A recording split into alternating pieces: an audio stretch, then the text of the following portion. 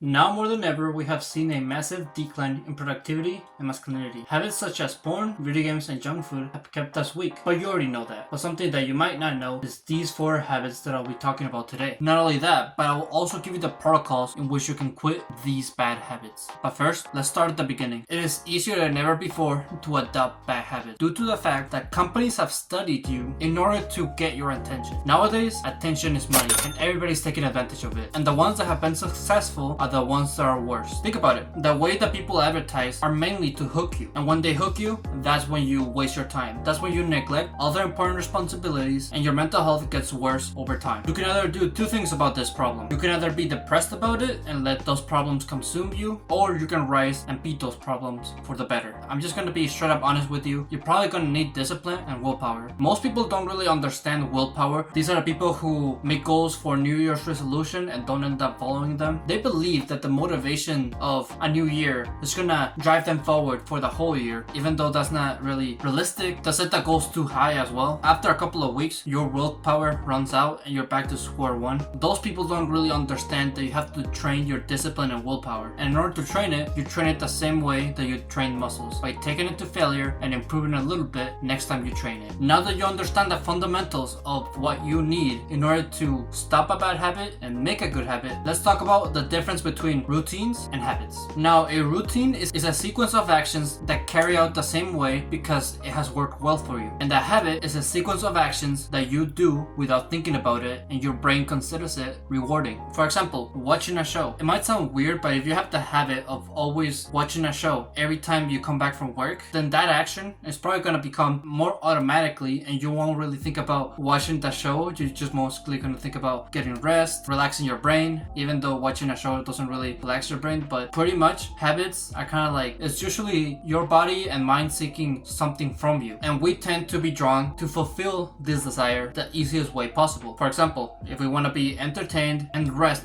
at the same time, watch a show. There's always 2 options. You can either do the bad habit or the good habit. In this scenario, the better option would be to read or to do computer work. I just want you to keep that in mind before we get into the bad habits that you should avoid. The first bad habit that might relate to you is thinking that you're important. We all have really large egos. We all think that we're the center of the earth, that everybody is watching us. And this is really apparent whenever you're a teenager, because whenever you're a teenager, you want to socialize. You want to get to know people. You want to see yourself through the eyes of others. And naturally, you want to be the center of attention. Extroverts want to be known by everybody and have everybody's eyes on them. And introverts don't want to be seen. They don't want no eyes on them. But they both have the same issue. That's the fact that they think that the world cares about them. I believe that maybe lowering your ego a little bit and thinking that nobody really cares about you could be helpful, because being stuck on your own mind, being unable to make decisions because of your ego is not a good thing. It could also keep you away from socializing. An example would be at the gym. Don't try to be one of those guys who puts their hoodie on and tries to be hyper focused on every single workout every time they go to the gym. To be honest, that's not really that fun. Sometimes it is fun to get to know other people,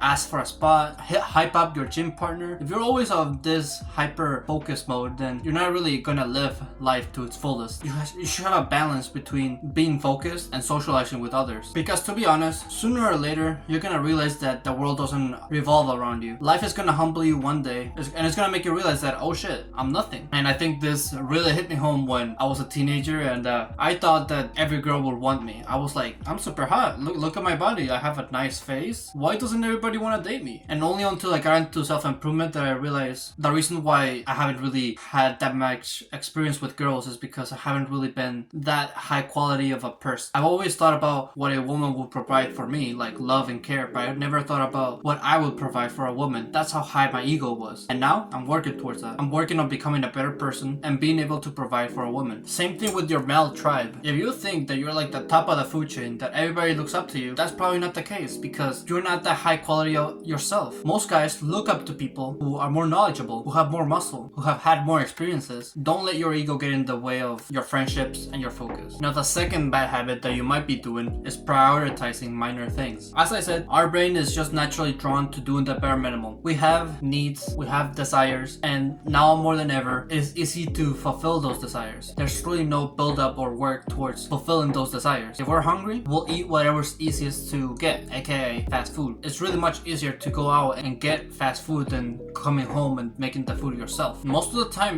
junk food is straight up what you make. It's straight up what companies make. Most of the time, if you get the ingredients yourself, it's not gonna be a bad meal. It's mostly gonna be healthy. And even if we do try to, like, for example, go to like a fancy or healthy restaurant, our minds are still coping and saying that this is better because it's more healthy, even though you're still working for a company that's gonna make obviously unhealthier food. That way you can come back again. Our minds just makes us cope and say that what we're doing is productive, even though when it's not. This is the same thing when it comes to work and the gym as well. When I was first starting out the gym, I didn't really want to do heavy lifts because I knew they were hard, and I would always try to make excuses to minimize my effort. Same thing with work and school. I always try to like put it off or like do like a little bit or not really do important things for the task. We always try to put off important stuff, and the way that I fixed this is through a book that I read. It's called The 4-Hour Work Week, and in the book they taught me about the 80-20 rule. And this rule, I do admit, it will save you hours. Like, I'm not joking, it actually will save you hours of work. And it's pretty much, you probably know this already, but it's pretty much 20% of your effort, it results in 80% of the results. Meaning that if you just focus on the quality of your work, the quality of the results will be much higher. Most people try to focus on the quantity instead, just try to do a bunch of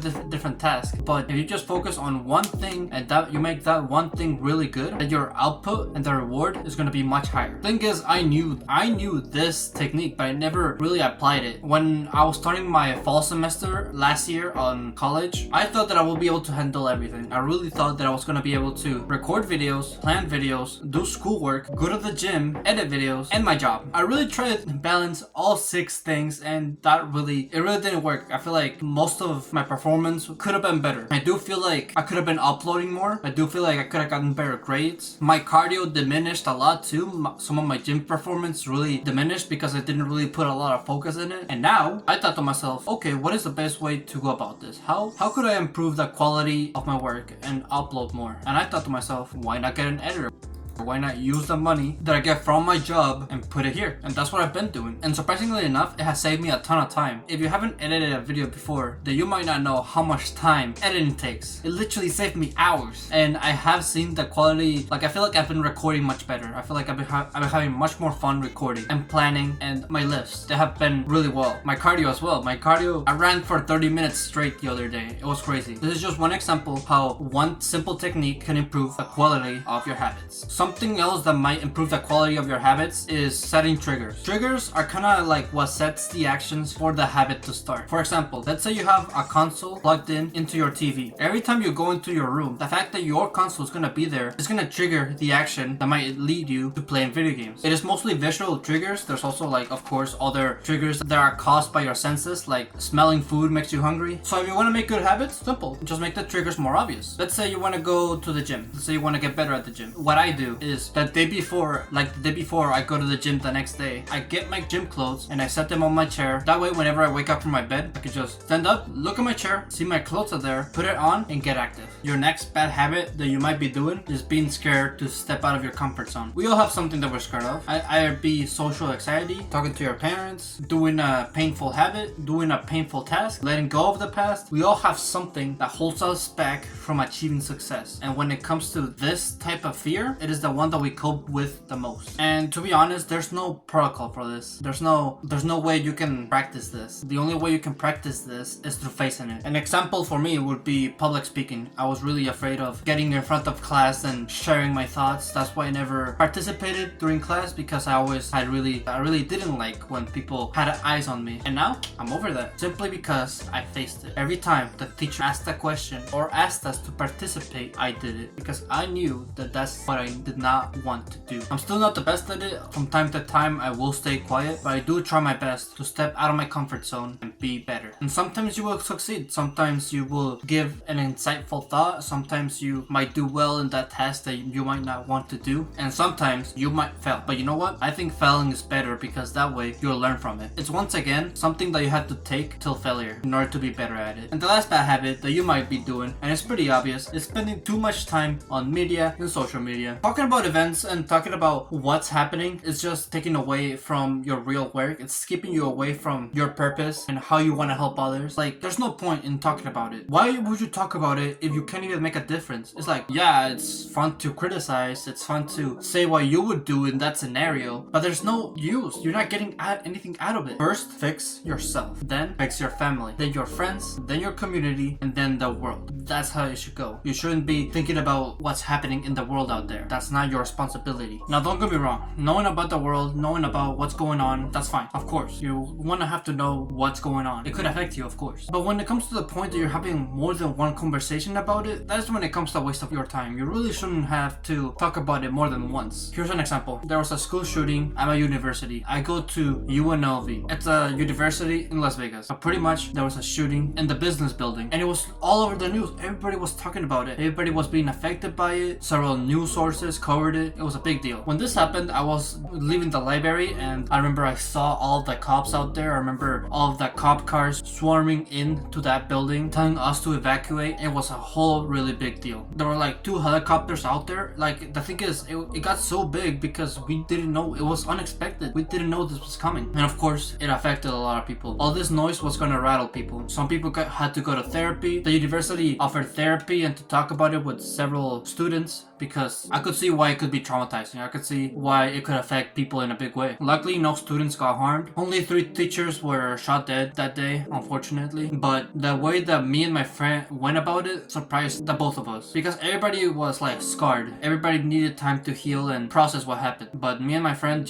we talked about it, and we said that we should be grateful with what we had. Grateful to God that we lived to see another day. We reflected on our lives and the fact that we got lucky up to this point. And the next day, we continued working. We continued working towards our goal, going to the gym, working on our businesses, just like normal. We pretty much acknowledged the problem, saw the effects of that problem, mourned the dead victims, reflected, and we were grateful for everything that we had up to that point, and we moved on. We didn't see that moment as like something that we should be hyper-focused about for long periods of time. We used it as motivation to fuel us. We shouldn't use events like this for entertainment. And it's really upsetting because there was a lot of media covering it. There was a lot of media trying to milk this issue. I remember there was also merch, UNLV Strong, which like it's okay if you want to like support it and try to bring like a positive message into it, but don't sell it. They were like selling it for like $30 instead of giving it out for free. That's not okay. That's not how you handle a problem like this. Events like this shouldn't be used for entertainment. Take them as learning lessons and motivation to drive you forward and work harder than ever before, because you should always live your life like there's no tomorrow.